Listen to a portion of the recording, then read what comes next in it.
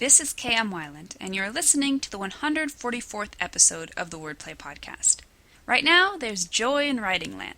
I finished off my rewrite of Dreamlander a whole week in advance, and I have to tell you I'm almost sorry to see this phase end. Never thought I'd be saying that about a rewrite. But this rewrite has been a joy from beginning to end. Okay, maybe not the very beginning.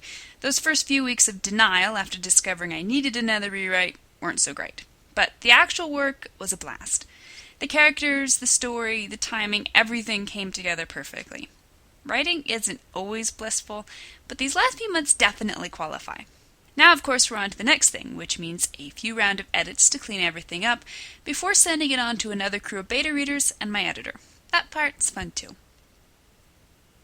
How to show the passage of time in your novel. The latest post in the video series on my blog discusses two ways in which authors can trip their readers up with large chunks of passing time and how to avoid them. You can watch the video on my blog at wordplay-kmweiland, that's weiland.blogspot.com. New videos are posted every Wednesday. And now, I hope you enjoyed this week's podcast, The Secrets of Story Structure Part 8, the second half of the second act. Now that we've passed the midpoint, things are starting to heat up in our story. The second half of the second act is where your plot really starts popping. Your main character caps the dramatic event at the midpoint with his decision to stop reacting and start acting. Almost always, this is born of a personal revelation, even if the character can't yet quite put it into concrete terms. As of the midpoint, he's becoming someone new. He's realizing his full power and stretching his wings to discover what he can do with that power. His crippling inner problems are still getting in the way, but at the very least he's realizing that he has to do something either about or in spite of them. Because the second half of the second act will lead right into the slugfest of the climax, this is the author's last chance to get all his playing pieces into position.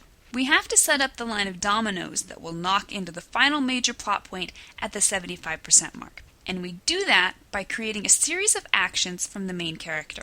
Although he's not likely to be in control of the situation, he's at least moving forward and calling a few shots of his own, instead of taking it from the antagonistic force. What is the second half of the second act? The second half of the second act begins, just as the first half did, with a strong action from the character. He rises from the drama and trauma of the midpoint and grits his teeth. He immediately responds with an action that fights back. This can be a direct response to the antagonist, such as Kell's intensified attacks on the nobles in Brandon Sanderson's Mistborn, an awakening from ignorance, such as Prince Dastin's search for the truth about the dagger in Prince of Persia, an intensified drive toward the primary goal, such as the beginning of the Sparta tournament in Warrior, or an inner squaring of the shoulders, such as the return of the militia after an especially brutal attack by the British in The Patriot. The series of actions in the second half of the second act mirrors the scenes of reactions in the first half. In a sense, of course, the character is still reacting. If you peer too closely at the line between action and reaction, it can become blurry very quickly. But the emphasis is on his own inner purpose now, rather than his need to raise his shields and duck his head. He's not in control of his destiny, but at least now he's trying to do something about his lack of control. Where does the second half of the second act belong? The second half of the second act begins with the midpoint and spans 25% of the book to the beginning of the climax at the 75% mark. This is a good chunk of the book, and the character needs every bit of that space to get himself in gear. He has lessons to learn and problems to face so that he'll be ready to confront the antagonistic forces, both inner and outer, in the climax. Don't skimp on this part of the story, but also be wary of having him change too much after the midpoint. His final personal crisis will occur in the climax, and you don't want to lessen the impact of that moment by allowing the character to fix himself up too soon. Use this part of the book to prep him for his final battle and foreshadow the inner demons he'll have to face. Examples from film and literature. As always, the masterpieces of talented storytellers can teach us boatloads about how to apply this important element of structure to our own stories. As always, the masterpieces of talented storytellers can teach us boatloads about how to apply this important element of structure to our own stories.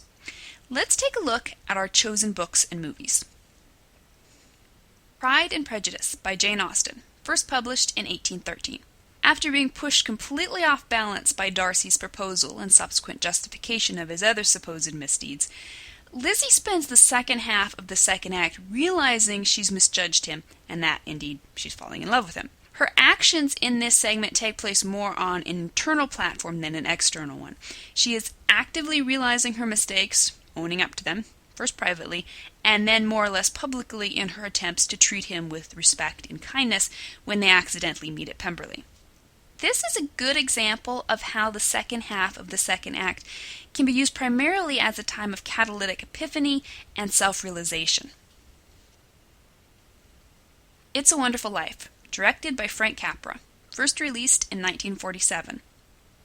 After spurning Old Man Potter's attempts to buy him off, George comes to grips with his life in Bedford Falls and moves forward.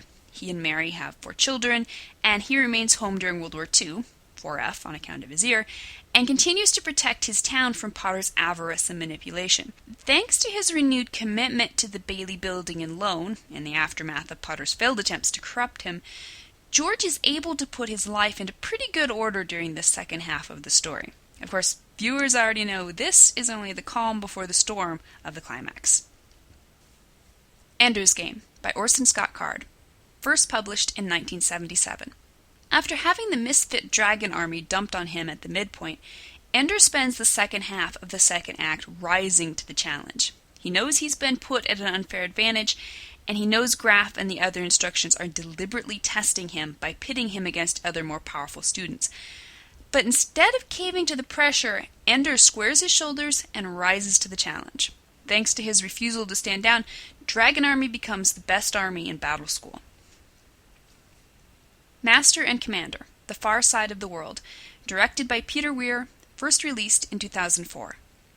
After finally finding himself in a position to track down the Acheron, Captain Jack Aubrey's series of actions in the second half of the second act take him down a surprising road when his best friend, surgeon and spy Stephen Maturin, is accidentally shot. For the first time in the film, Jack chooses to break free of his obsessive pursuit of the Acheron in order to take Stephen to dry land, where he can be operated on in order to save his life.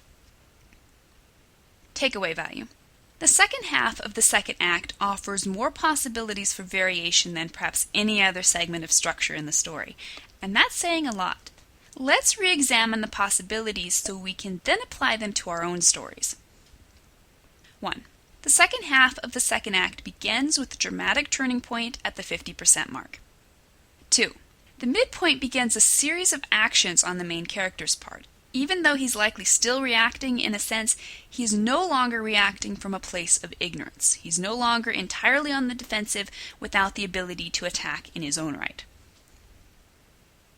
3. This segment is often a place of revelation for the main character. He sees things, himself as much as the antagonist, more clearly after the midpoint.